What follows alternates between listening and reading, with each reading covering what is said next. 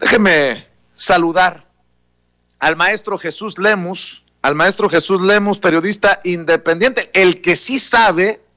de periodismo de a pie en tiempos de Calderón, en tiempos de Genaro García Luna, porque fue perseguido injustamente por hacer su chamba. El autor, su más reciente libro, Jaque a Peña Nieto y su imperio de corrupción, a quien me da mucho gusto saludar como miembro de esta familia Sin Censura, y que usted puede ver y escuchar todos los sábados de 4 a 5 de la tarde, conduciendo su espacio en las trincheras de Sin Censura. Querido Jesús, ¿cómo te va? Muy buenas tardes. Gracias, te saludo con mucho gusto, mi querido Vicente Serrano. Siempre sabes que es un honor para mí y un placer poder estar contigo, saludarte en el mediodía de los jueves. Y aquí soy el maestro, lo que hay que platicar. Oye, hace rato platicaba con el doctor Santiago Nieto, titular de la Unidad de Inteligencia Financiera, quien me decía que no han encontrado nada irregular, pues, sobre Rubén Rocha Moya, el gobernador electo de Sinaloa, quien ha estado señalado de posibles vínculos con el crimen organizado, lo mismo que con el gobernador electo de San Luis Potosí, el señor Gallardo, miembro de esta coalición Partido del Trabajo y Partido Verde. Yo sé que este tema es candente y creo que hay que abordarlo porque el Centro Nacional de Inteligencia ha puesto el dedo en la llaga y reconoce la participación del narco en las pasadas elecciones. Mi querido Jesús, vamos con todo y sin censura. Gracias, mi querido Vicente. Pues bueno, seguramente yo no dudo de la capacidad del doctor Santiago Nieto, lo digo fuerte y clarito. Creo que es uno de los mejores funcionarios que tiene en apoyo el presidente Andrés Manuel López Obrador, y sin duda alguna es uno de los hombres más rectos y más honestos que hay, por supuesto, en la administración pública, en esta y por supuesto en la anterior, que ya ni hablemos de esa, ¿no? Pero creo que también podríamos estar pensando una cosa. Seguramente el doctor Santiago Nieto, mi querido Vicente, pues él está buscando en las cuentas, por supuesto, porque esa es la función finalmente de la Unidad de Inteligencia Financiera. Él está buscando en las cuentas, él está buscando pues en los registros financieros, y seguramente ahí podría no haber nada. Lo que hay es en el apoyo hormiga, que se le llama, y que es lo que hemos estado pues precisamente viendo, porque algunos grupos de narcotráfico ayudaron en el acarreo de muchos votantes, no nada más en el caso del candidato Rocha de Sinaloa, sino que en otros muchos casos ayudaron, y eso pues es dinero que a lo mejor no se registró en su momento porque no había forma de registrar, no se registró por supuesto la compra de votos. Entonces sí creo por supuesto lo que dice el doctor Santiago Nieto, porque en los registros contables seguramente de las cuentas de los candidatos y de los propios partidos políticos que apoyaron a estas candidaturas, pues no habrá, pero en la praxis, mi querido Vicente, podría ahí estar en el tema coyuntural. Pero bueno, lo importante es que el Centro Nacional de Inteligencia confirmó lo que ya habíamos venido diciendo en diversos espacios de Sin Censura, que en las elecciones del pasado 6 de junio intervino el narco y logró que muchos de sus candidatos, los candidatos del narco, por supuesto, llegaran a cargos de elección popular. Y vamos remitiéndonos únicamente, mi querido Vicente, a lo que dice un informe, porque un informe emitido por el Centro Nacional de Inteligencia, enviado a la Presidencia de la República apenas el pasado fin de semana, revela que, y cito, en las elecciones del pasado 6 de junio, la influencia de al menos 5 cárteles de las drogas a través de 25 células criminales fue evidente. Por lo menos 50 candidatos que resultaron ganadores tuvieron apoyo para ganar las votaciones. Los candidatos que el Centro Nacional de Inteligencia considera que lograron el triunfo electoral con el apoyo de grupos de narcotráfico y de la delincuencia organizada son algunos de los que hoy han sido declarados como ganadores en algunos procesos a gubernaturas, diputaciones federales, diputaciones locales y alcaldías. Por esa razón, el Centro Nacional de Inteligencia no solo ha informado al presidente Andrés Manuel López Obrador de la realidad expansiva del narco y su injerencia en las pasadas elecciones, sino que también avisa sobre un proceso de investigación sobre los candidatos ganadores que tuvieron el respaldo de grupos criminales. El proceso de investigación que ha iniciado el Centro Nacional de Inteligencia tiene como finalidad aportar elementos de prueba suficientes a la Fiscalía General de la República para que, según dice el informe, esa dependencia, conforme a sus atribuciones legales, puede iniciar las debidas carpetas de investigación, las que de considerarlas legalmente procedentes, pues tendrían que ser judicializadas. Con esta posibilidad podríamos estar en la antesala de que se modifiquen los triunfos en algunas elecciones locales. Pues de acuerdo al informe del CNI,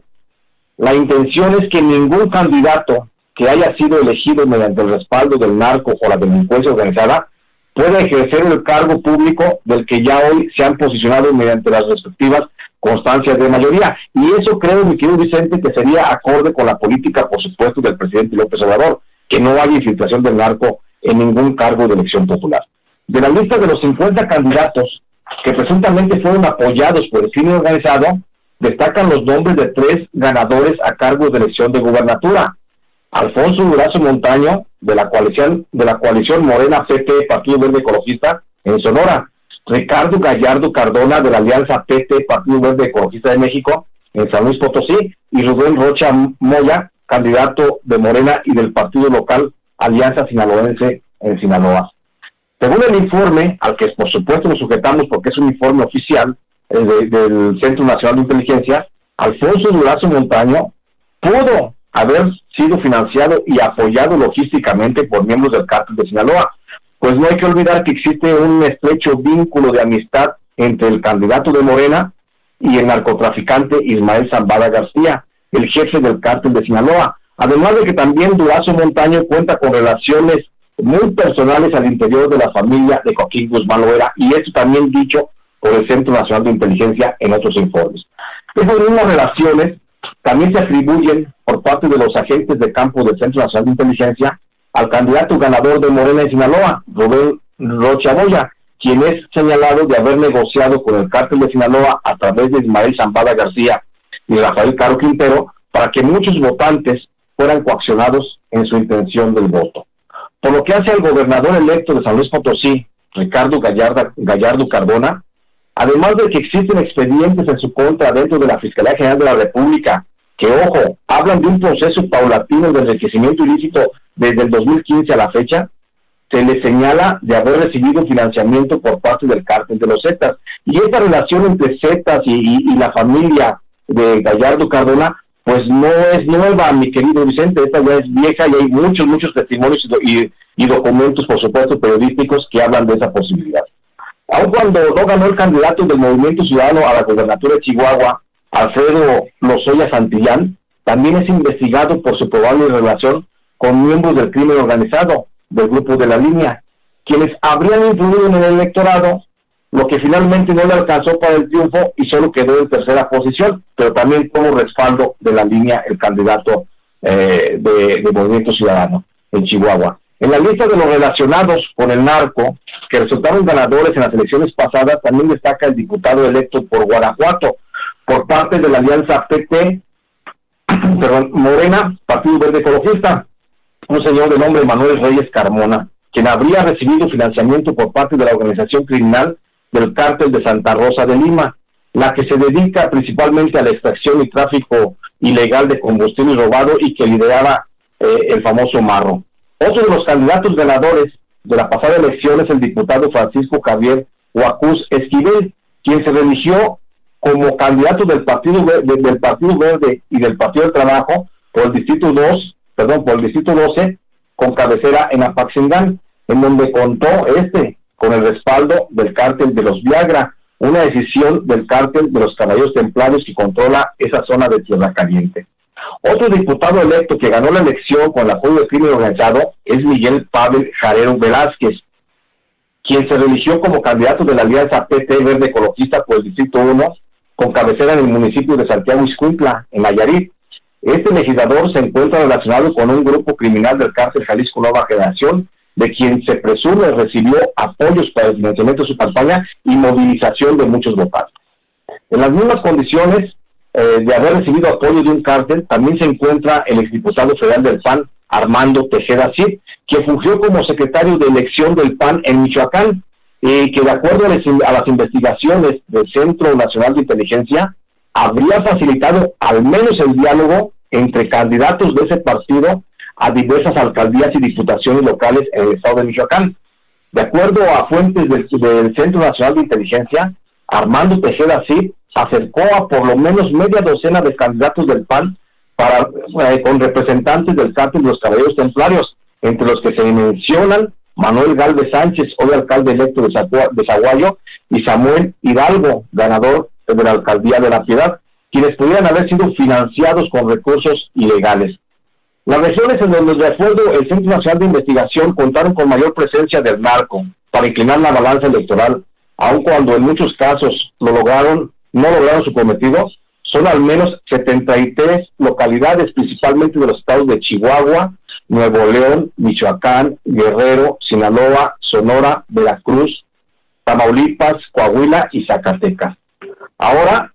corresponde a la Fiscalía General de la República y por supuesto también a la Unidad de Inteligencia Financiera llevar a cabo las investigaciones correspondientes para poder judicializar parte del proceso electoral pasado, pero sobre todo para retirar de su cargo a aquellos candidatos que, más que ser representantes del electorado, llegan a sus cargos con el compromiso de servir a los grupos del crimen organizado. Y aquí es importante referir lo que señala de lo que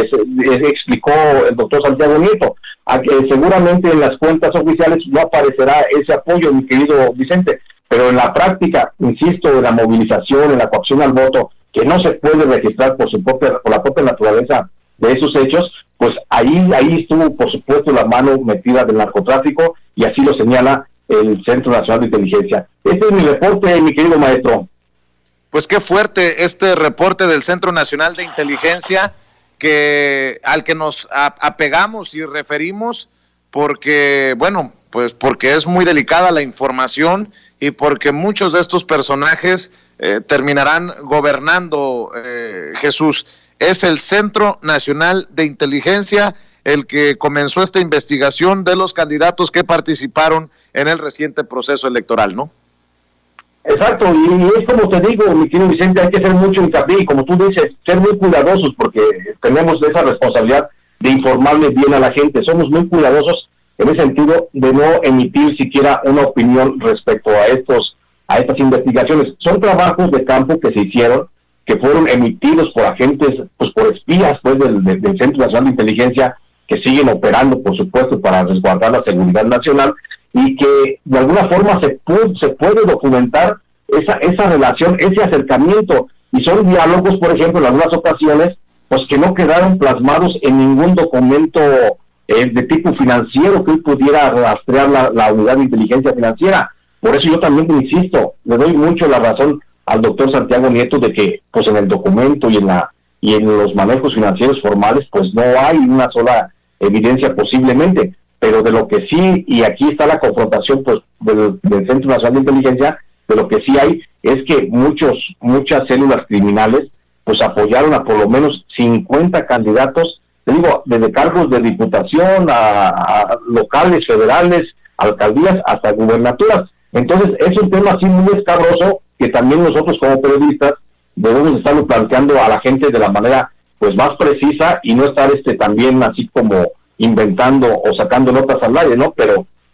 sí creo que lo que hay detrás pues son cosas que no se pudieron documentar. ¿Cómo se documenta, mi querido Vicente? ¿Cómo dejas testimonio del acarreo que hicieron en algunas regiones de Tierra Caliente, por ejemplo, para que votaran a favor de algunos candidatos? ¿Cómo documentas el narcotráfico? ¿Cómo hizo presión sobre algunos grupos o algunas poblaciones para que votaran por ciertos candidatos? Eso, por supuesto, escapa a la capacidad, por supuesto, y a las áreas de intervención de la Unidad de Inteligencia Financiera, pero no escapa, por supuesto, a la Fiscalía General de la República. Creo que esto ya cae en el campo de la Fiscalía General de la República, que son los agentes que deben de comenzar a recorrer las regiones donde la gente votó, presumiblemente con la presión del narco, para comenzar a integrar en actas circunstanciadas, en averiguaciones previas, en carpetas de investigación ahora, pues comenzar a documentar todas esas irregularidades para que pudiéramos llegar al conocimiento de cómo fue realmente la participación del narco. Pero basándonos a lo que dice el Centro Nacional de Inteligencia, el narco sí intervino, y recuerda que es un asunto que también nosotros, que ya habíamos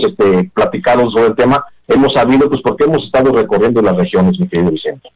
Así es. Oye, pido tu opinión, maestro, porque el presidente Andrés Manuel López Obrador hoy defendió a Manuel Bartlett en la mañanera, de una supuesta investigación por el asesinato de Kiki Camarena, el exagente de la DEA. El presidente López Obrador dijo, tras la publicación de un reporte sobre una posible detención del director de la Comisión Federal de Electricidad, Manuel Bartlett, si este llegara a ir a Estados Unidos en el marco del caso del asesinato del agente de la DEA, Enrique Kiki Camarena, en 1985, que esto es solo una campaña de desprestigio contra el funcionario y su administración, y cito, es público y notorio que se trata de campañas de descrédito de la revista Proceso y de la mayoría de los medios, porque el licenciado Bartlett ahora es encargado de la industria eléctrica y está enfrentando a grupos de intereses creados y cada que pueden se le lanzan, y si no es por eso es por el 88. Son los dos temas y lo que se debe tener son pruebas, dijo. Comentó que si en Estados Unidos están investigando a Bartlett, ni él ni la Fiscalía General de la República tienen información. Consideró que los señalamientos contra el funcionario tienen como objetivo afectarlo a él o a la administración federal. Dice que si hay pruebas, que se presenten, porque ellos no tienen conocimiento oficial, ni él ni la Fiscalía General de la República, Jesús. Bueno, mi querido Vicente, déjame antes de emitir mi opinión, con conocimiento de causa, por supuesto, yo te puedo asegurar, bueno, yo soy un firme creyente y seguidor del presidente Andrés Manuel López Obrador. Creo que es el mejor presidente que hemos tenido, y sin duda alguna lo será por muchos sexenios más. Pero también déjame decirte que pienso que al presidente López Obrador lo están mal informando. Creo que no le está llegando la información completa. Creo que podría haber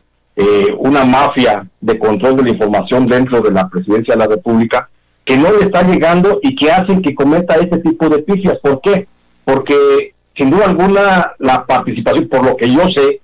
porque yo platiqué justamente con Rafael Caro Quintero en algún momento. Rafael Caro Quintero, por supuesto, cuando hablábamos del asesinato de Kiki Camarena, pues siempre lo negó,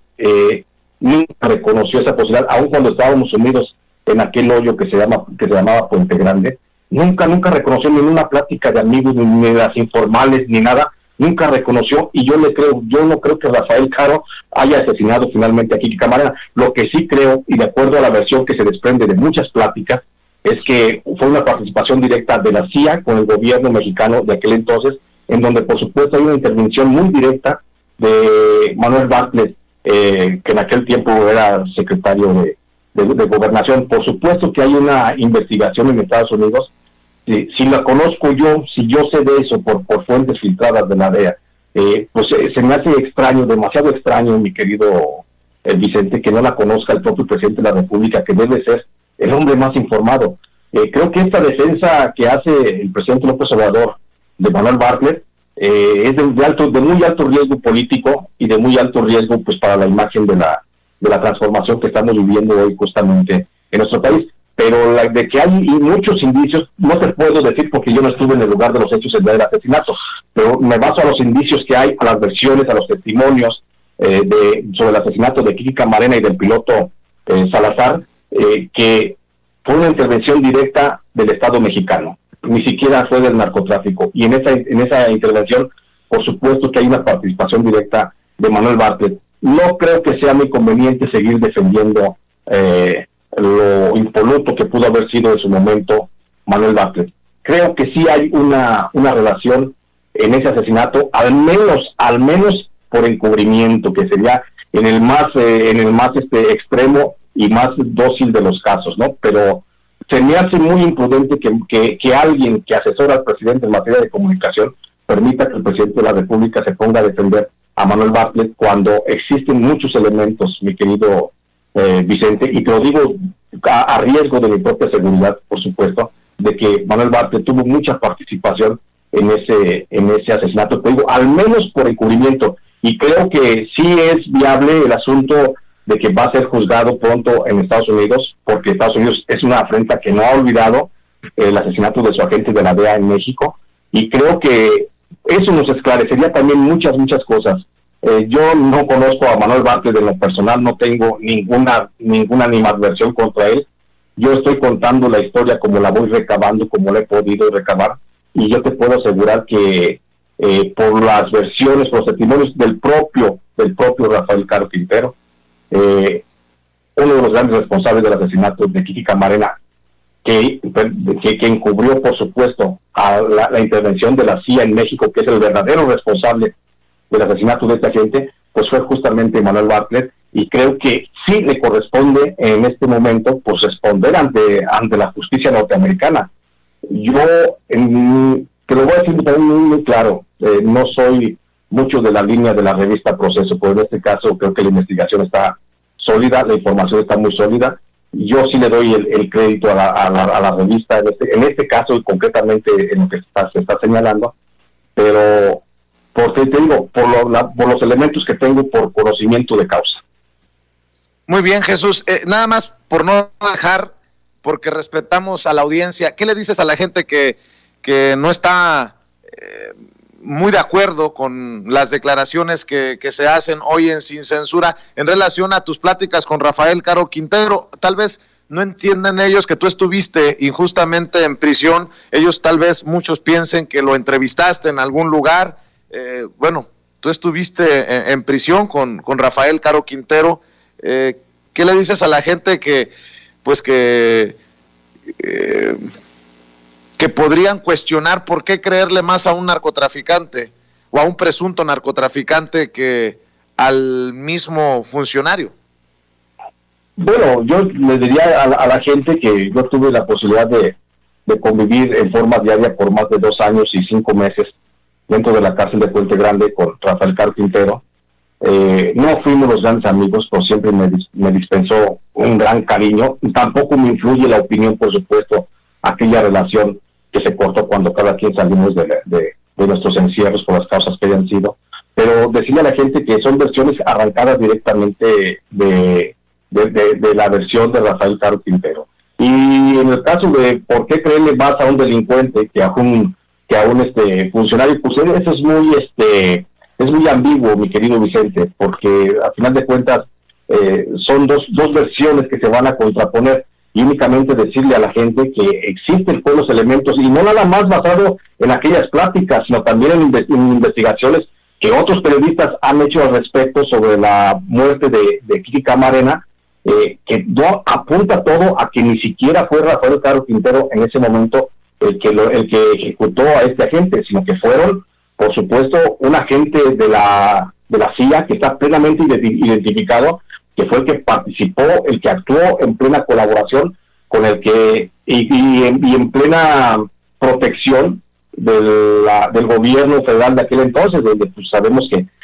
Manuel Bartlett era un actor preponderante. No es un caso de dogma, no tienen por qué caer en la versión que yo estoy diciendo, estoy planteando yo los elementos con los que me permito yo decirlo, y te lo digo, lo comento a una costa de mi propia seguridad, porque son temas pues, que no puedes estar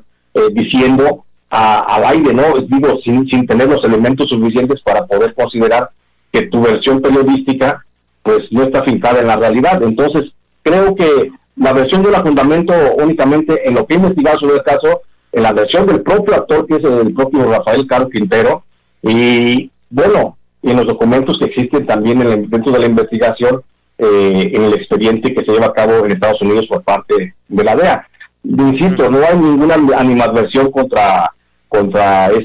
Manuel Bartlett Díaz, pero creo que sí, con los elementos que yo tengo, sin entrar a fondo, por supuesto, con los elementos que yo tengo, yo considero que sí es viable la investigación en Estados Unidos para que se juzgue a este funcionario. Ahora, hablar también de que se juzgue a este funcionario, pues tampoco es pensar que estamos criticando, fustigando la cuarta transformación. No, insisto, yo soy un fiel creyente de lo que dice mi presidente López Obrador, porque es mi presidente, y creo que es el mejor presidente y el más honesto. Lo que sí creo, insisto, es que nos están desinformando de cómo está la realidad del caso. Ojalá no sea, y discúlpame el término, no sea un balazo en la pata el que se vaya a dar este gobierno al defender a capa y espada a Manuel Bartlett, porque pues sabemos que el presidente López Obrador, si algo tiene, es que es un ser muy cálido y muy dado a la relación de amistad y a defender, por supuesto, esos intereses de amistad, de cercanía con las personas, y seguramente Bartlett está en los grandes afectos del presidente López Obrador, pero ojalá no le ofusquen la visión oficial a mi presidente, y que ojalá esto no sea una consecuencia grave para la administración actual, que ahí va, seguimos peleando todos los días contra los actores del pasado que tanto nos dejaron y tan mal nos dejaron el país, pero también no hay que olvidar que Bartlett también pues es un actor del pasado, mi querido Vicente. Entonces, debemos de ser muy críticos los periodistas, y creo que la sociedad mexicana se merece esta crítica. No podemos estar aplaudiendo todo, porque yo insisto, soy amloísta de corazón, soy AMLO de corazón, soy peje zombie si quieren, ¿no? Pero también soy periodista, y no me ofusca el cariño, la simpatía, la admiración política que tengo por mi presidente. No me ofusca en ningún sentido, en nada, para poder emitir esta opinión, porque Manuel Bartlett no es la cuarta transformación, está dentro de un equipo, pero Manuel Bartlett no es la cuarta transformación, ni representa remotamente el ideal político ideológico de mi presidente López Obrador. Querido Jesús Lemus, ¿por qué no cerramos invitando a la gente para que apoye el libro, para que apoye tus trincheras independientes, para que te apoye en redes sociales? Gracias, creo que sí, Vicente, ojalá sigan buscando el libro Jaque a Peña Nieto, que ya está en todas las librerías, ya se está ahí reclamando y buscando, y está siendo de los más buscados en todas las librerías. Y es un libro que publico con el apoyo de HarperCollins México y con el apoyo de mi querido editor Edgar Kraus, y es un libro que habla, por supuesto, de que lo que fue el desaseo en la administración pasada, para poder tener un poco de contexto sobre lo que estamos viviendo. Este libro está en todas las librerías, entonces muchos me ayudan para hacer periodismo independiente, si van y lo compran, si van y lo promueven, si lo recomiendan, por supuesto, si opinan en las páginas donde hay que opinar sobre el libro, qué les pareció, mucho me ayuda, porque me permite seguir haciendo más trabajos. Y en redes sociales, si me quieren seguir y si me buscan y me encuentran, ahí estoy en Facebook, estoy como Jesús Lemus Barajas, y en Twitter estoy como @Lemus Barajas. Ahí estoy en contacto con toda la gente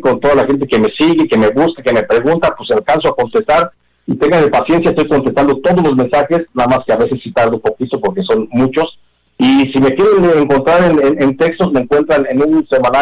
semanario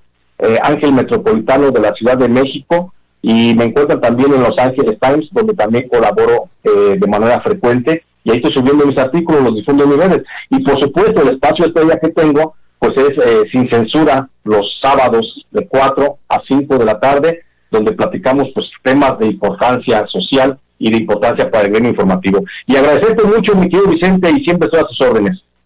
Te mando un abrazo, Jesús, échale ganas. Gracias.